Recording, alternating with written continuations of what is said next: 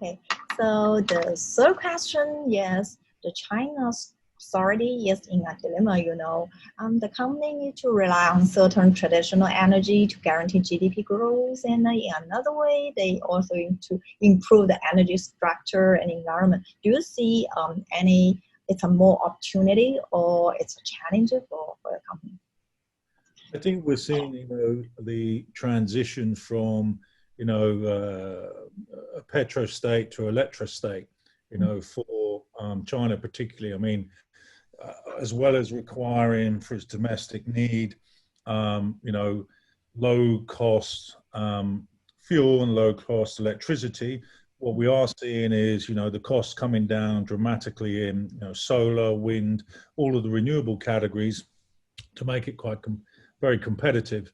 I mean, I think it's quite interesting when you look at it today, that China's government has committed about $575 billion to the Belt and Road Program, of which over 50% of that is due to be spent in the energy sector internationally. Today, 70% of the world's solar modules are produced in China. 77% of the world's cell capacity is produced in China. And as a consequence, they themselves are the leaders in the production of the materials for turning the world into a renewable world. So whilst they are mitigating their position regarding oil transitioning to and coal transitioning to the renewables, economically they're one of the biggest beneficiaries of that. So for us at Pgtk, we see this as a phenomenal opportunity. We see the transition time now is being accelerated coming out of our sort of COVID-19 world. We're seeing a lot of countries maybe even skipping some of the steps.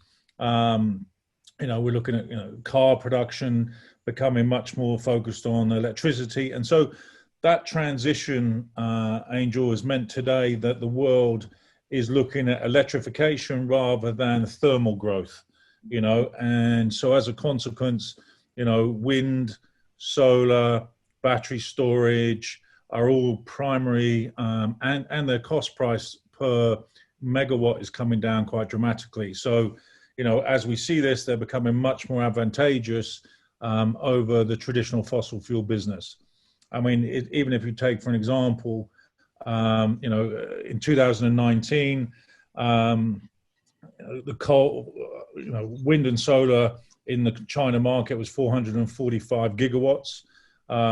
Coal is, still 100 gigawatts, and hydro 356.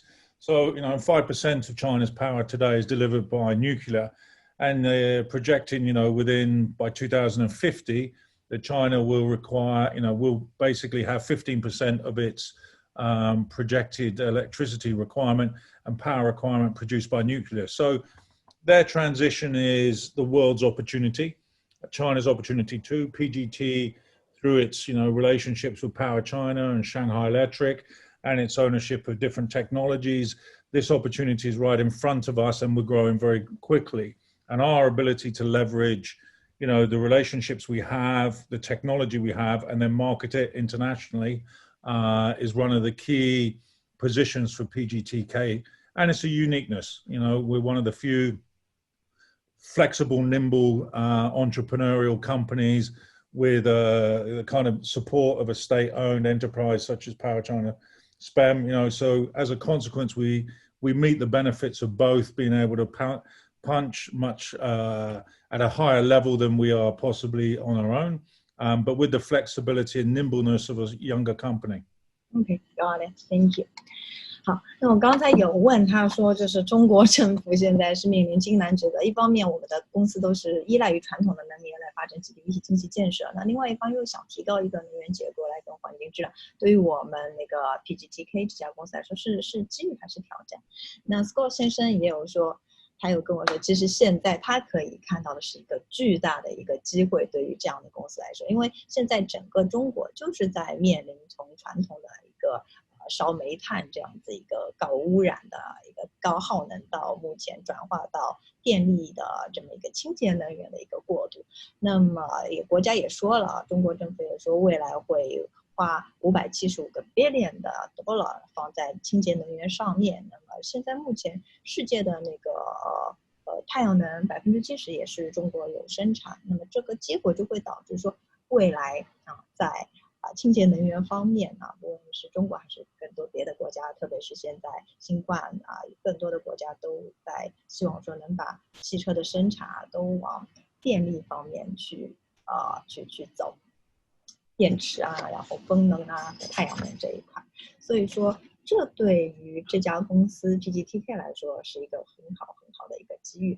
那未来2050年呢，也希望说50%都是能够用新能源、电、风这样子。所以对 Scott 来说，它可以一方面用到我们上海电力跟中国电力这样国有企业的一个背景来撬动自己所拥有的一些技术。那另外一方面，它也不只着眼于中国这个市场，因为刚才有提到说整个国际上面不同的国家它都在去谈合作。Okay, thank you. The fourth question that is, do you know the carbon emission right? Yes. Yeah, so it's a way to generate revenue and profit for many companies like yours. So do you engage in this area in this geographic market? Because CER in the US and EU have reached a record high, and China's CCER, Chinese carbon emission right mechanism will come to a nationwide level. It's true that companies like ours can benefit from the CR rights, and as a consequence, it's not something today that we have directly generated business through. But today we announced our acquisition of Energy, which is the battery energy storage system. The battery energy storage system, or BESS as it's more commonly known, is a very rapidly growing market in tandem with the renewables, because one of the fundamentals of it, Angel, is that, when we have fossil fuels, we switch on a power plant and it turns 24/7, and it's a very predictable outcome. In the renewable sector now, with the advent of wind and solar, there is a lot more unpredictability to it. So as a consequence, we tailored with batteries and energy storage systems. When the wind blows, we can take the electricity in, we can store it, and then we can discharge it at a later date. In a similar fashion for solar, for evenings and night storage, when it's no longer possible to gain electricity from photovoltaic during the day, then the batteries are a great opportunity alongside that. So, it's an interesting 2020. This year, I think the battery market is estimated to be somewhere in the region of about $3.5 billion. But it's projected to be growing, threefold by the end of sort of 2025, 2026. So this market is rapidly expanding.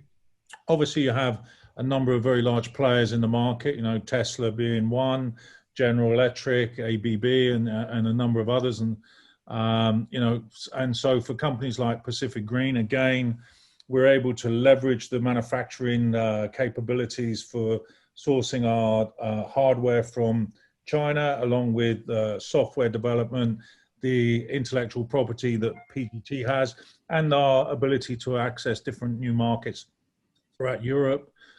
India is considered to be one of the fastest growing battery energy storage markets in the world. US between 2020 and 2023 without doubt will be the fastest growing. And as you probably have discussed in this format before, you're seeing a lot of US funds specifically being set up for energy storage, particularly when you look at the issues that are facing the energy sector in the USA on the West Coast, and so forth. So we believe that for us, for PGTK, the energy storage sector will be a very rapidly growing space for us in the next 24, 36 months. We have a lot of inquiries already for new clients, so we're very excited about that. And that fits in very well, with the changes that are happening overall in the landscape in the renewable space. Got it. Okay. So 刚才我有问他说碳排放区，我不知道观众朋友有没有了解到这个？这个是很多做能源方面的行业公司可以用它来赚钱，因为如果它有做新能源方面，那么因为现在欧盟跟美国这块碳排放区都是已经在历史最高点已经达到，那么未来我们中国也会启动相应的机制。那么目前Pgtk 这家公司还没有做太多这块的涉足，但是他刚才有提到说他们做了一个 acquisition， 是一家做电池能源方面的公司。那这家公司完成了这个并购之后呢，对整个公司的一个 revenue 的贡献是非常高的，因为未来已经是从烧煤炭这样子的转变到一个可再生能源、新能源的这么一个趋势，所以电池的储存像早上收集晚上用，或晚上就是早上用这样的。那在未来2020年，电池的存储可能这个新能源可能达到3.5个 billion dollar 这样子的一个市场规模，所以那它预计2025、2026可能是好翻3倍。所以现在大家可以看到特斯拉或者是 ABB 这样的一些大的公司都在走新能源汽车方面的，所以他们觉得自己未来的前景非常好，特别是像印度也在做电池存储，包括美国自己本身期产这块，所以在未来24到60个月里面，他非常期待大家能够多关注我们的 Pgtk， 因为他们现在的业务真的做得非常不错。Thank you. So the last question, the fifth question is how many EPC projects are at hand or signed off, and what is the projection of revenue and net income in the coming 3 years?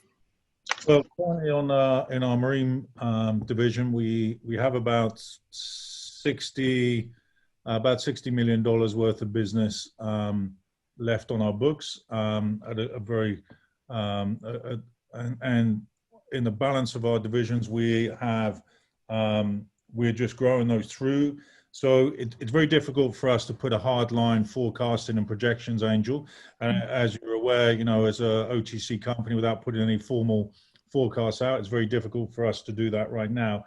But it's less to say that we're expecting to have similar growth, and very rapid growth in the new divisions of battery energy storage, in the CSP division. And so, we are looking to grow organically at similar levels to what we've experienced in previous years. Got it. 好，那我刚才有问他手上的一些总工程项目是1000或者是正在做的，以及对未来3年收入的净利润的预测。那么他们目前在海洋这块的一个脱硫系统大概是60个 million dollar， 也就是6000万美金。然后他们刚有做一笔那个 acquisition， 跟一家做电池存储的公司，所以他觉得目前对于一家 OTC 公司来说，让他去预测未来3年可能会有点困难。但是他觉得在能源的电池存储这个业务以及 CSP 就是这个太阳能方面的这2个业务都是未来感觉是蓬勃发展。好，那么非常感谢大家关注今天的我们的 OTC 的一个公司叫 Pgtk， 是一做新能源方面的如果大家感兴趣的话，可以关注我们更多的YouTube 频道以及我们的微信公众号。好 ，So it's the end of today's interview, Scott. Thank you so much for your time for participate our interview.